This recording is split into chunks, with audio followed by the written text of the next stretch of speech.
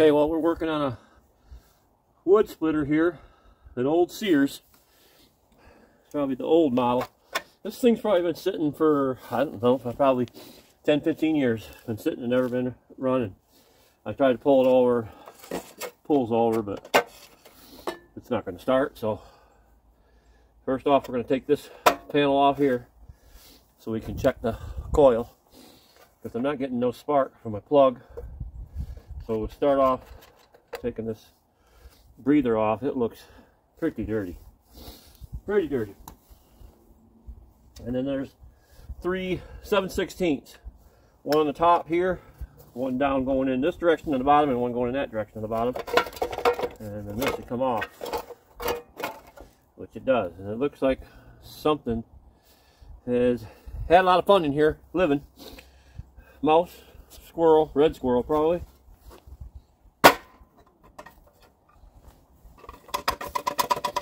So we clean all that out, clean all this up, and pull this armature. For now, I'm just going to get the air gun and clean all this stuff up.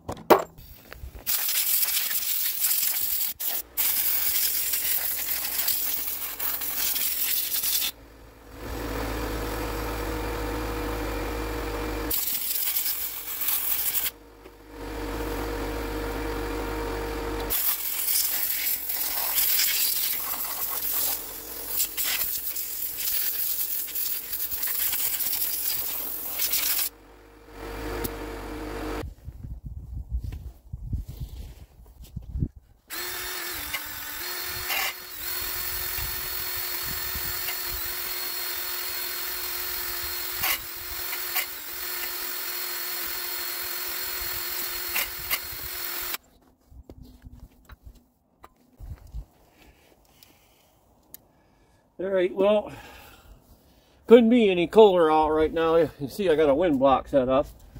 Of course, wait till dead of winter to work on this wood splitter until I need wood, and I'm getting some of it I can't chop by hand, and so I thought I could try to get this going. So what I did was there's 2 5/16 screws, and don't forget about your ground here. I took this off, cleaned this, cleaned the coil, cleaned the armature, and I'm going to put it back together. And this one happened to have a heat shield or something right here. So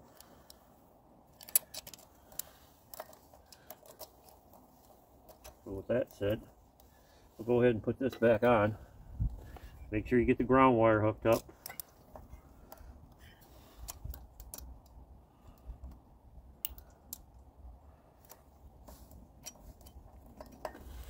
So long story short, I had to end up taking this back off and replacing it with a new coil, so that you don't have to have pointed condenser. That's the way to do it. Just use a single thickness of a playing card. It should work good because it's the Joker, so this one should be a good one. And then you want to find the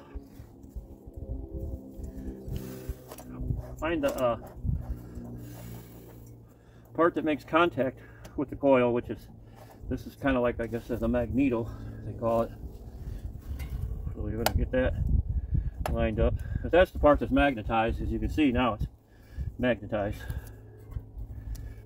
So it's going to make it harder to get that card in there too.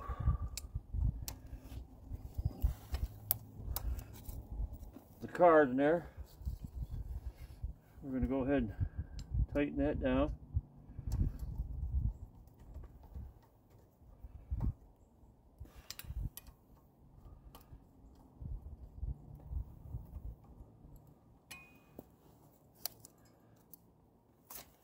So that should be a good accurate gap. So if you're in a pinch, you don't have feeler gauges, try the playing card. I prefer the Joker. That way I don't ruin a whole deck. So with that being said, moving on. Alright, well, top it off, this carburetor that's on this 5 horsepower Briggs & Stratton motor is obviously the kind, and I believe they call it the diaphragm carburetor. The straw goes down in the tank, and this is your overflow where it goes back in the tank. Now, normally I can replace the coil sometimes or clean the coil and it works, but we're going to run you through how I clean the carburetor real quick on these kind. I took all these 4 screws out right here. This is considered your diaphragm. Took the 4 screws out. You have a plate that covers it, and this would be considered your diaphragm. So don't get this backwards when you put it back on, or upside down I should say. And then inside of here you have a ring and a spring, and the concave goes against the spring and it just sets in there. Now I've done most of this cleaning already, so I just want to run you through it. But if you catch this hole here, which is part of the diaphragm flapper, you can see where it comes out of here, so that's been cleaned. And the other one sprays directly out of the straw, so that would be your in, and then that's your out. And then down here underneath on the bottom side, it's probably pretty clear, but I've already sprayed in there, and it's on the side. You can barely see it, but you can see how it shoots out over there. So, and this one, I'm not sure where that one goes, but I always clean it, make sure it's clean.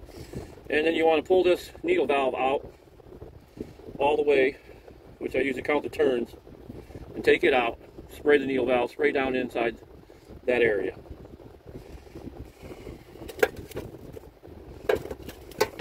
So now, you can go ahead and put it back together after you get all that clean. You can soak it if you want, it ain't going to hurt it. You can soak it in gasoline. I just don't normally do that. And then you put your diaphragm back on, like so. There's a little peg right there, it fits over. And these are your 2 flappers on the gasket. And then you mount this on there, and you put all your screws back in.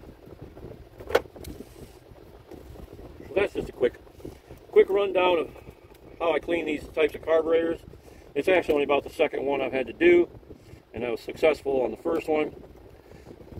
And then this choke lever will stick, kind of. I sprayed WD-40 in there, get that working good, because that's your choke.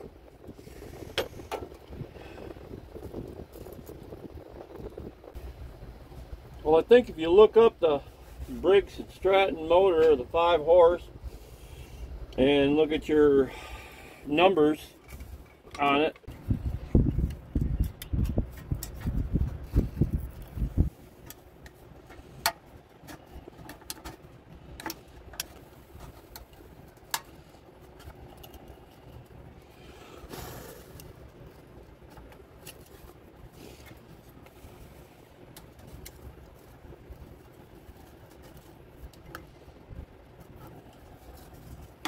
be careful not to get anything down in the tank. This one I'm still going to clean the tank. I just wanted to show you how I made a gasket for this. Go to your auto parts. I bought some rolled gasket material, cut it out, drilled out the screw holes, and made me a piece to fit the carburetor, which, as you can see, goes on here like this. And then that way I've got this little spot cut out, even this little canal for that area. And then you can go ahead and turn this around and put this back in, as long as you have it facing the right direction. Get your gasket all lined up, put your screws back in, hook up your throttle rod. Usually do that before you mount this carburetor. And I'm showing you on this one because after working on the wood splitter, this is not the motor from the wood splitter, but this is the exact same carburetor. So I wanted to show you how to clean the carburetor. And what happened was, if you look in the video, I said to clean the coil and put it back in. And this is actually your air diverter, because the flywheel spins like this, and this diverts the air to help cool off the head. What I didn't tell you was, even after cleaning it, it still didn't want to fire up. So I bought a new coil, which is only, I think they're $18, I think was the most I've seen. You can get them on Amazon. I'll leave a link in the description, or tell you where I got it. Then it fired. It sparked right away, because even with this old coil, it don't want to spark. So, and the thing is, with the new coil, I'm going to tell you that you get the new coil and it don't require points or a condenser. You can snip that stuff off, put in a new coil, and all you have to do is have a ground wire, and your ground wire can go right to your kill switch. If you don't have a kill switch, you can just leave it, nothing hooked to it, don't even hook it up. The way I kill mine on the wood splitter is just pull the choke out. I just pull my choke lever out, hold it out, and it stalls. And like I said, this is just another motor that I'm going to buy another coil for this motor. As you can see, it's got the old one and it don't spark either. So I cleaned the carburetor and everything on this one also. So all you have to do now is remount this, hook up the throttle rod, mount it back. And this will be a good motor too. I just don't have no use for this one. Actually, this is the one that came off of that wood splitter originally, and I had one laying around, so I put it on it, and it ran for a year or so. And then now, after I said, it's been sitting for 10-15 years, and I got it running again just by changing the coil, cleaning the carburetor, and I put a new plug in it, and it fired right up. So I'll give you a quick look at how it turned out, but that's just how I clean the carburetor. And it's probably not a bad idea if you can try to clean your tank out too. I didn't really do that on the wood splitter, but I had it running and it seems to be working fine, so I'm not too worried about it. But hey, hope that was helpful or useful. I thought these were a little intimidating when I first started on them, especially with the carburetor being mounted to the gas tank. I'm going, what in the hell is that, you know? But I guess it's considered a diaphragm carburetor, kind of like the same kind you have on your weed whacker and stuff. There's no bowl, no gas or no bowl on the carburetor, and basically that's how it operates. So there you have it. So here we are with the old wood Sears splitter. Got it all back together. Made my gaskets. Put that new coil on, like I said. That was the biggest deal, to get it to spark. Cleaned the carburetor. I had to do that twice. The first time I had it off, I just didn't do a thorough job and it wouldn't run.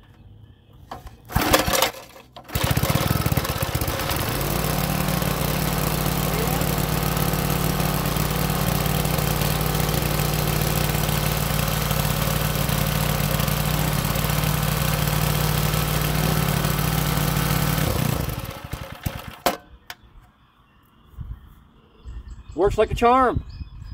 It's an old Sears wood splitter. Older than me, I think. And hell, I'm pretty old.